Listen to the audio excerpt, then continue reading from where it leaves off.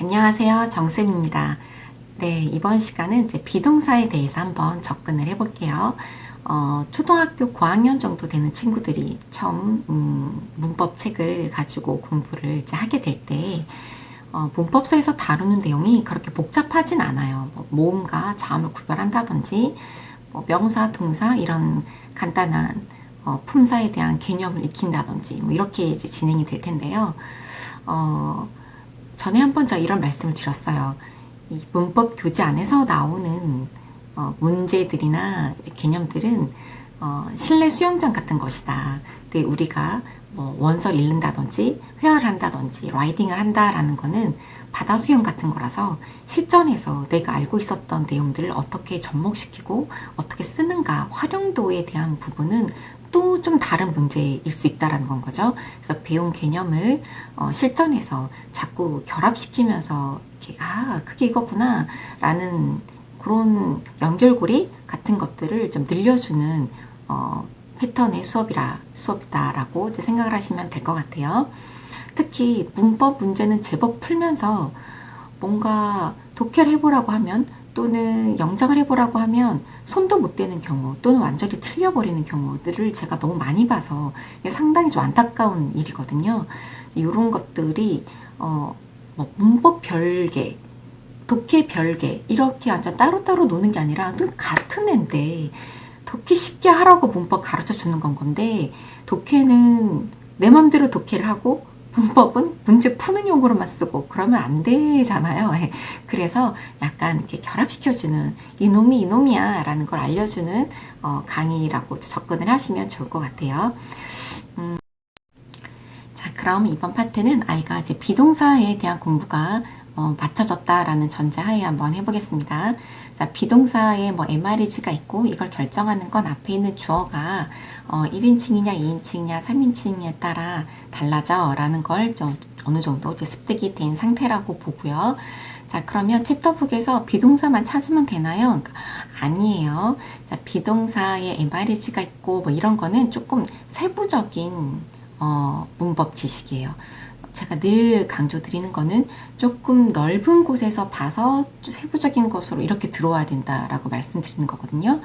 가장 넓은 범위는 한 문장에 동사는 하나밖에 쓸 수 없다 이 개념이잖아요. 그러니 일단 모든 문장에서 동사 찾기, 즉 뿌리 찾기를 제일 먼저 할 거예요. 뿌리를 찾은 후에 그 뿌리 중에서 비동사가 누가 나왔는가를 들어가는 쪽으로 이제 접근을 하겠습니다. 자, 네이터 그레이트의 챕터 5를 제가 34쪽에서 43쪽까지로 한번 나눠봤는데요. 저는 여기서 37쪽까지만 다루도록 하겠습니다. 37쪽까지만 다뤄도 제가 하고 싶은 내용이 그 안에 다 들어가 있더라고요. 그래서 그거를 한번 이렇게 참고 자료 삼아 여러분이 지금 하고 계시는 어떤 교재가 됐든 상관없어요. 접목시켜 보시면 되겠습니다. 자, 그럼 이제 네이터 그레이트를 보면서 한 문장씩 뿌리를 이제 같이 한번 찾아볼게요. 제가 찾을 때 여러분도 같이 찾아주세요. 자, 첫 번째 문장에 Rosamond had black hair and green eyes.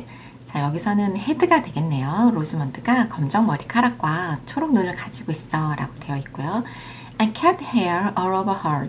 자, 여기서는 주어랑 동사가 전체적으로 다 생략이 됐어요. and를 기준으로 앞에 나왔던 아이랑 똑같은 말이 반복되다 보니까 이제 하나가 생략이 되었습니다. 그래서 로즈먼드는 고양이 털이 온몸에 그녀의 온몸에 고양이 털이 이제 덮여 있었다 이렇게 되어지는 거고요.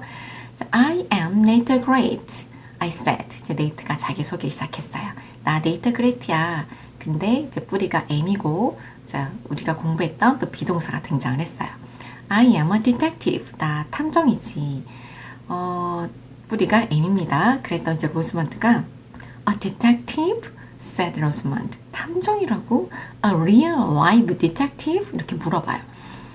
정말 뭐 진짜 탐정? 이러는데 이 live가 실존하는 이란 뜻도 있고 또 정말 뭐 이런 뜻도 있다 보니까 여기서 네이트 그레이트는 만져보던지 이렇게 대꾸를 하게 됩니다. 재밌는 표현이죠. Touch me, I said. 여기선 touch가 이제 뿌리로 쓰였습니다. 자, 그 다음 문장은 이제 Prove you are a detective, said Rosamond. 요 문장은 제가 뒤로 살짝 뺄게요. 그 다음 문장 먼저. Find something. 뭔가를 찾아봐. find가 동사고요. Find my lost cat. 찾아봐. 내 잃어버린 고양이를 로즈먼드가 고양이를 잃어버렸나 봐요. 그 디텍티브한테, 네이트한테 네가 탐정이 맞으면 한번 찾아보던지 이러고 있습니다. find가 얘가 이제 뿌리가 되겠죠. I'm on a case. 난 지금 사건 중인데 여기선 am이 뿌리로 또 쓰였네요. I am in a big case. 그리고 난 큰 사건을 지금 수사 중이란 말이지. 그래서 am이 또 뿌리로 쓰였습니다. My lost cat is big. 로즈먼드 대답이 귀엽죠? 나의 잃어버린 고양이도 커. is가 뿌립니다. His name is Super Hex. 그 아이의 이름이 Super Hex라고. 자, 뿌리는 is네요. I have 4 cats. 나는 4마리의 고양이를 가지고 있어. have가 뿌리죠. They are all named Hex. 얘네들은 모두 Hex라고 불리지.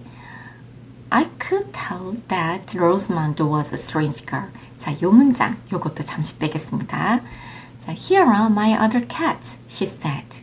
여기 내 4마리의, 여기 나의 다른 고양이들이 있어. 자, R이 뿌리로 쓰였어요. Big Hex, Little Hex, and Plain Hex. 이제 자기의 그 헥스라는 이름을 가지고 있는 고양이들의 소개가 쭉 이어졌습니다. The cats had black hair and green eyes. 그 고양이들은 검정 털과 초록 눈을 가지고 있었다. 그 주인과 똑같은 그런 공통된 점을 가지고 있네요. And long claws, very long claws. 매우 긴 발톱이 또 있었고요. 자, we went into Rosamond house. 우린 들어갔어, 로즈먼드의 집으로. 여기서 went가 부리가 되겠죠. I looked around. 나는 주변을 둘러봤다. 자, looked가 부리가 되겠습니다. 자, 저랑 일단 뿌동이를 한번 같이 찾아봤는데 어려움은 없으셨나요? 대부분 한 문장에 동사가 하나씩만 들어가 있어서 얘가 뿌리구나, 얘가 동사구나 라는 걸 잘 찾으셨을 것 같아요. 자, 뿌동이를 다 찾은 후에는 동그라미를 이제 하면서 뿌동이를 이제 찾고 나서 동그라미 한 동사들 중에서 비동사만 한 번씩 더 이제 보는 건 거예요. 왜냐면 이번 학습 목표가 이제 비동사가 있었으니까요. 그래서 찾아보면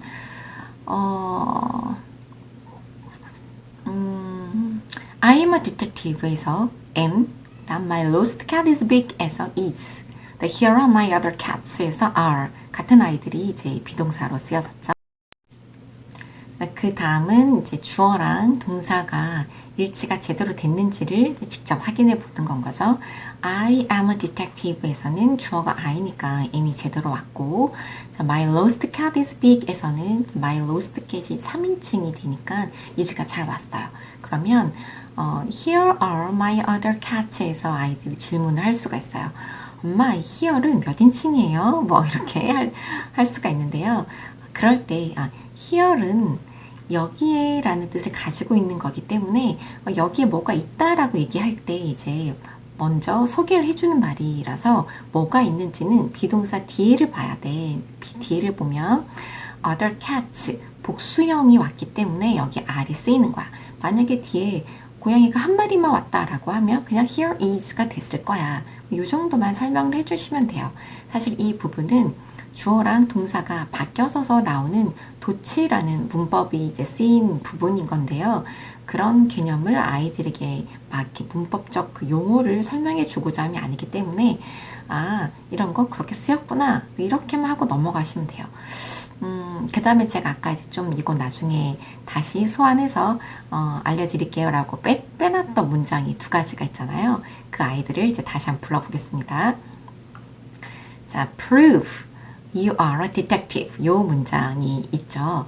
자, 이 문장에서 아이가 뿌리를 또는 여러분은 뿌리를 무엇으로 찾으셨나요? 이제 prove라고 잘 찾으셨으면 상관이 없는데요. 만약에 아이가 R이라고 또는 여러분께서 R이 뿌리면 왜 안 돼? 난 R이라고 생각했는데 라고 할 경우에 R로 한번 접근을 해볼게요. 뿌리가 R이면 이 prove는 증명하다란 동사니까 제가 말씀드린 한 문장에 동사는 한 번밖에 쓸 수 없다라는 규칙에 이제 위배가 되죠. 또 한 번 동사를 쓰려면 변신을 해야 되는데 to 변신, ing 변신, pp 변신이 있다고 했어요.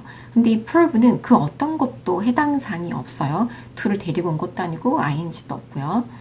자, 그러면 나머지 하나는 숨어서 나오는 거죠. 근데 심지어 이 prove는 앞에 어떤 단어도 없어요. 얘를 숨겨줄 만한 단어 자체가 존재하지 않는 건 거죠. 자, 그렇게 돼서 그러면 구조가 안 맞아지는 거니까 prove가 뿌리여야 되겠구나 라고 다시 한번 돌아가 볼게요. 자, prove가 뿌리가 되면 뒤에 있는 이 R은 변신을 해야 되잖아요. to be, being, been 이 세 가지 중에 하나로 와야 되는데 그거 어떤 것도 아니고 자기 모습 그대로 R이라고 등장을 했어요. 그렇다면 얘가 숨는 동사가 되는 거고 누군가가 숨겨준 애가 있었다라는 건 거죠. 그럴 때 사실은 여기에 prove 뒤에 대시 원래 있었어. 이 대시라는 게 이 R을 숨겨주는 건데 여기서는 생략이 됐구나. 이렇게만 일단 얘기를 해줘 보세요. 그 다음 문장에 I could tell that Rosamond was a strange girl. 이 문장에서 나는 뭐 알 수 있었다. 로즈먼드가 이상한 소녀라는 걸. tell이 이제 뿌리가 되는 거고요.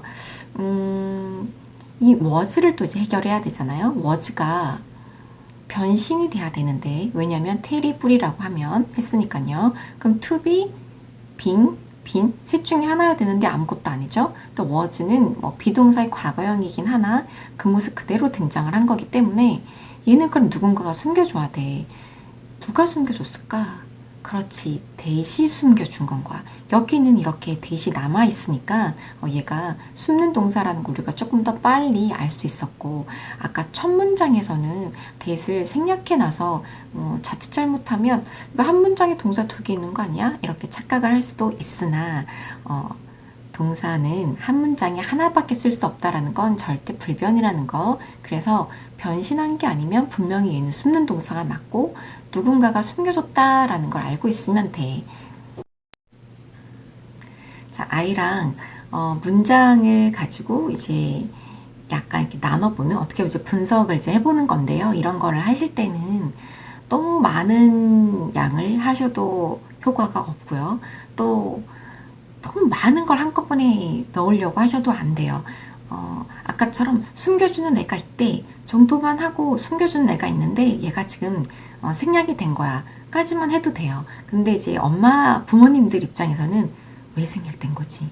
이렇게 궁금해 하실 수가 있으니까요. 그거에 대한 추가 설명을 제가 이제 해드릴 수는 있지만 아이들에게 일부러 막 왜 생략됐게 이렇게 하지는 마세요. 계속 하다 보면 저절로 습득이 되는 순간이 와요. 근데 그거를 다 일일이 가르치려고 하면 너무 약간 스터디 쪽으로 빠진다는 건 거예요. 그래서 그 줄다리기를 좀 잘 하셨으면 좋겠어요. 자, 그리고 또 아이에 따라서 간혹 가다가 정말 본인 스스로가 질문을 하는 경우가 있습니다. 선생님, 그럼 왜 생략이 됐나요? 이거 써주지? 이렇게 질문하는 경우가 있는데요. 자, 그럴 때는 언어의 속성을 설명할 수가 있어요. 언어의 속성엔 언어라는 건 살아있죠. 늘 새로운 언어가 생성되기도 하고 또 소멸되기도 해요. 또 언어에는 줄여서 말하고자 하는 그런 속성도 있어요. 특히 요즘 이제 중고등학생들은 파리바게뜨도 길다고 빠바라고 줄여서 말하는 걸 제가 들었었는데요. 그렇게 어떻게 보면 약간 경제적인 논리를 따르는 건 거죠. 가장 적은 에너지로 가장 높은 효과를 보게 하는 게 이제 경제성 논리인 건 거잖아요. 내가 가장 적은 에너지를 들여서 의미가 전달이 되면 되는 거니까 언어를 이렇게 줄여서 얘기하는 습성이 이제 생긴 건 거예요. 그러니까 뭐 I am을 I'm 이렇게 줄여서 말하는 축약형도 결국은 언어를 빨리 말하고자 하는 언어의 속성에서 유래됐다고 이제 설명을 해줄 수가 있어요. 그럼 that도 마찬가지예요. 이 that은 반드시 있어야 되는 that이었어요. 앞에 동사가 한번 나왔으니까 뒤에 반드시 that이 있어야 되는데 이제 원어민들 사이에서 항상 반드시 있어야 되는 이 that을 생략했다 하더라도 그들이 그거가 생략됐다라는 걸 이미 알고 있다라는 전제가 있기 때문에 이제 빼고 얘기를 해도 되는 거다가 된 건 거죠. 그러니 이 필요 없어서 빼는 게 아니라 당연히 있어야 되는 거니까 빼더라도 서로 안다는 전제 하에 빠지게 된 건 거예요. 자, 그러면 빠져도 되는데 굳이 써주진 않죠. 왜냐? 줄여서 말하고자 하는 언어의 속성 때문이다. 이렇게 이해하시면 될 것 같아요. 자, 오늘은 이제 비동사를 이제 아이가 배웠다는 전제하에 아이가 읽고 있는 책을 통해서 비동사가 이렇게 쓰였고 진짜 한 문장에 뿌리는 하나씩 조치를 하고 그런데 또 다른 동사를 쓰고자 할 때는 이런 방법으로 접근이 됐구나. 그런데 이렇게 숨겨주는 아이가 생략되기도 하는구나. 이런 거에 대한 감을 잡는 시간을 한번 가져봤고요. 사실 이런 that 같은 경우는 이제 이 강의를 보고 계시는 이제 부모님 세대들은 이제 접속사라는 용어로 이제 배웠죠. 그리고 학창 시절에 그래도 좀 공부를 좀 했었다라고 하시는 분들은 이거 관계대명사에도 대시 있지 않나요? 이거 두 개 구별하느라고 너무 힘들었던 기억이 점점 뭐 이렇게 결국 난 극복하지 못했다라는 분들도 계실 거고요. 그러니까 말해요. 저희는 왜 이렇게 어렵게 공부를 했을까요? 예. 이 접속사, 관계대명사라는 말이 사실은 이 용어도 그렇게 어려운 용어는 아니기는 해요. 어려운 용어는 아닌데, 너무 디테일하게 그 문법적 그 용법? 뭐 이런 것만 너무 이렇게 디테일하게 들어가니까 전체를 보는 눈을 또 키우지 못한 게 아닐까 이런 생각이 드는데요. 대시나 뭐 이런 접속사도 관계대명사 이런 것이 등장했을 때 아이에게 그걸 개념을 가르쳐 준다라는 걸로 접근을 하시라는 게 아니고 좀 다르게 봐보세요. that은 왜 나왔죠? 뒤에 동사 하나 더 쓰려고 나온 건 거예요. 그럼 넌 동사 하나 왜 더 쓰죠? 나는 생각했다. 너는 공부한다. 이렇게 말하고 싶지 않으니까.